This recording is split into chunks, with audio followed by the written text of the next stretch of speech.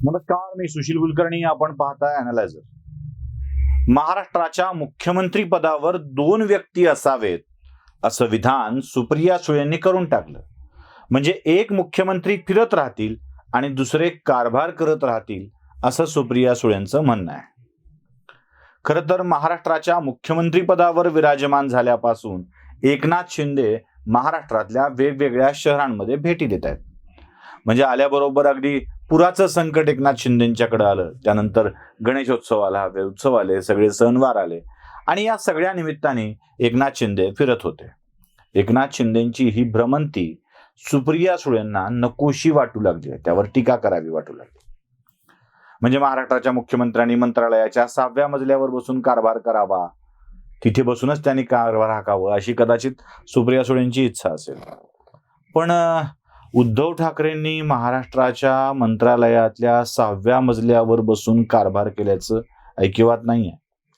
मातोश्री किंवा वर्षावर बसूनच उद्धव ठाकरे काम करत होते.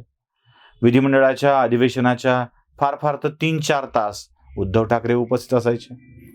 एकूण 2.5 वर्षाच्या कारकिर्दीमध्ये फार फार तर 2-4 वेळेला उद्धव ठाकरे मंत्रालयातल्या 6व्या मजल्यावर गेले असतील. कदाचित अजितदादांची दुसरे मुख्यमंत्री म्हणून नियुक्ती केल्याची जाणीव सुप्रिया सुळेंना झाली असावी, म्हणून तसंच काहीसं या सरकारमध्ये देखील व्हावं असं सुप्रिया सुळेंना वाटत असेल.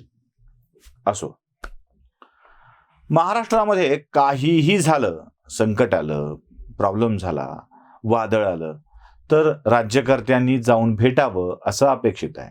म्हणजे मरणदारी आणि तोरणदारी जाणं ही आपली संस्कृती आहे आणि या संस्कृतीचं पालन प्रत्येक राज्यकर्ता करत आलेला आहे. म्हणजे शरद पवार सत्ता असताना देखील महाराष्ट्र दौरा करत होते.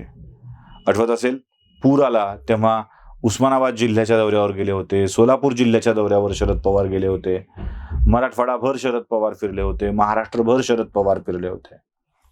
अजित पवारांनीही साधारणतः अशा प्रकारचे दौरे केलेले होते. एखादा दौरा लोकलज्जे खातर जाऊन मुख्यमंत्र्यांनी देखील केलेला होता. सुप्रिया सुळे स्वतः राज्यभराचा राज्यव्यापी दौरा करत फिरत आहेत. शरद पवार स्वतः फिरतायत. मला खरं तर कौतुक वाटतं शरद पवारांचं या विषयाचं. वय वर्ष 82 झालेलं असताना, कर्करोगाशी असा सामना करत असताना देखील शरद पवार महाराष्ट्रभर फिरत असतात. राजकारण्यांचं काम संपर्क हेच आहे आणि या संपर्कातूनच राजकारणी लोकांच्या पर्यंत जात असतो. हे कसं काय विसरत असतील हे लोक, मला याचं आश्चर्य वाटतं.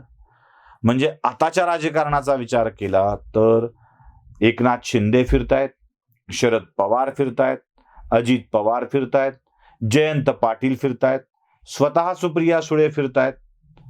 मग सुप्रिया सुळेंचा आक्षेप एकट्या एकनाथ शिंदेवरच का येतोय हा प्रश्न माझ्या समोर पडलाय. आणि या व्हिडिओचा जो मूळ विषय आहे तो हा आहे की लवकरच महाराष्ट्र दौरा असं सांगणारे उद्धव ठाकरे काही मातोश्रीच्या बाहेर पडायला तयार नाहीत. झंझावात काढणार, ढवळून काढणार, पिंजून काढणार, पुन्हा नव्याने निर्मिती करणार.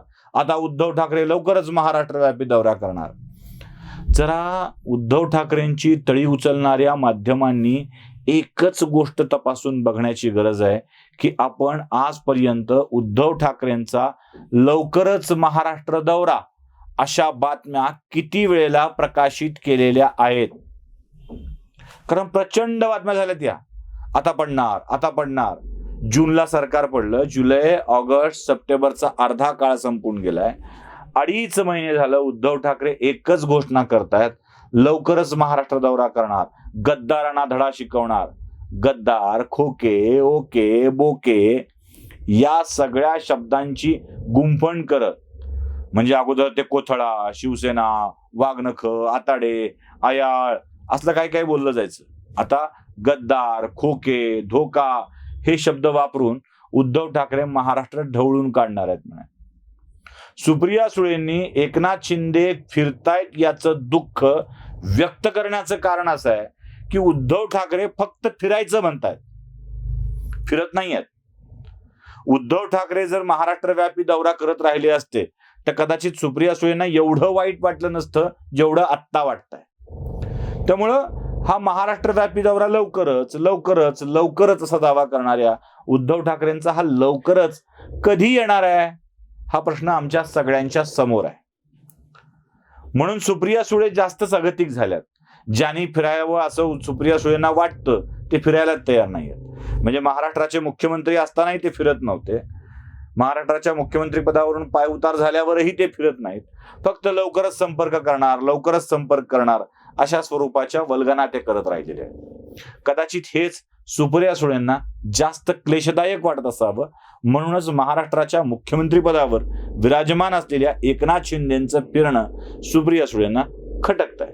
आता हे खटकणं अजून किती दिवस चालणार आहे? कारण सुप्रिया सुळेंना खटकताय म्हणून काय एकनाथ शिंदे फिरायचं थांबणार नाही आहेत हेही तितकंच खरं आहे. त्यामुळे शिंदेंनी फिरत राहावं, सुप्रिया सुळेंनी बोलत राहावं अशी सध्याची स्थिती आहे. व्हिडिओ आवडला असेल तर लाईक, शेअर आणि सबस्क्राईब नक्की करा. धन्यवाद.